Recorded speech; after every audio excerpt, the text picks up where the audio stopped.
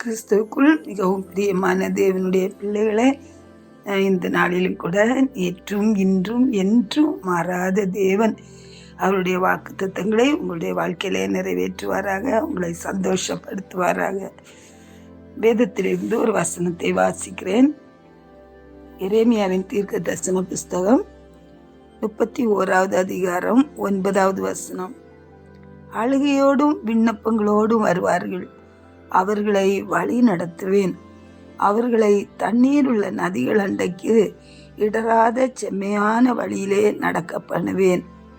இஸ்ரவேலுக்கு நான் பிதாவாய் இருக்கிறேன், எப்ராஹிம் என் ஜேஷ்ட புத்திரனாய் இருக்கிறான். அல்லேலூயா, ஆமென்.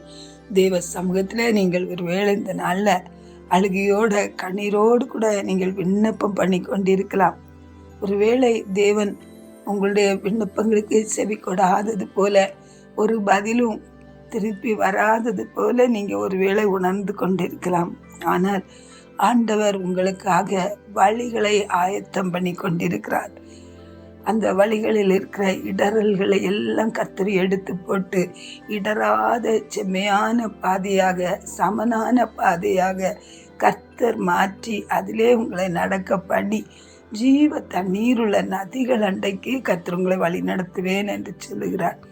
ஜீவ தண்ணீருள்ள நதிகள் சமாதானம், சந்தோஷம், ஆரோக்கியம், செழிப்பு, இப்படி ஆண்டவருடைய ஆசீர்வாதங்களுக்கு நேராக அவர் உங்களுக்காக ஆயத்தம் பண்ணி வைத்திருக்கிற நன்மைகளுக்கு நேராக உங்களை வழி நடத்தும்படியாய் உங்களுக்காக வழிகளை கர்த்தர் ஆயத்தப்படுத்துகிறவராய் இருக்கிறார். புதிய காரியங்களை உங்களுடைய வாழ்க்கையிலே கர்த்தர் செய்து உங்களை சந்தோஷப்படுத்துகிறவராய் இருக்கிறார். ஆகவே இந்த நாளிலும் கூட கர்த்தர் உங்களுக்காக வழிகளை திறந்து கொடுக்கிற தேவன் என்று சொல்லி அவருக்கு நன்றி செலுத்துங்க. புதிய வழிகளிலே கர்த்தர் நடத்துவார். இதுவரைக்கும் நடந்த பாதையில் அல்ல, இதுவரைக்கும் நடவாத மகிமையான ஆசீர்வாதமான பாதையிலே உங்களை நடக்க பண்ணுவார். பரலோக தகப்பனே, உமக்கு ஸ்தோத்திரம் அப்பா. நம்முடைய பிள்ளைகள் ஆண்டவரே அநேக நாட்களாக ஒரு வேளை அழுது விண்ணப்பம் பண்ணி கொண்டிருந்திருக்கலாம் அப்பா. ஒரு பதிலும் இல்லையே என்று சொல்லி கலங்கி கொண்டிருக்கலாம். ஆனாலும் என் தேவனாகிய கர்த்தர் அவருடைய வாழ்க்கையில் எத்தனையோ வழிகளை திறந்து கொடுத்திருக்கிறீரப்பா.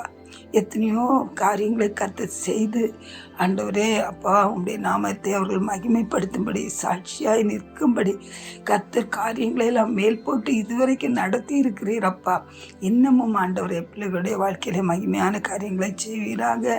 ஜீவ தண்ணீருள்ள நதிகள் அண்டையில் ஆவிக்குரிய சரீர எல்லா நன்மைகளையும் பிள்ளை கொடுத்து ஆசீர்வதிப்பீராக. இயேசுவின் நாமத்தில் ஜெபம் கேளும் பிதாவே, ஆமென்.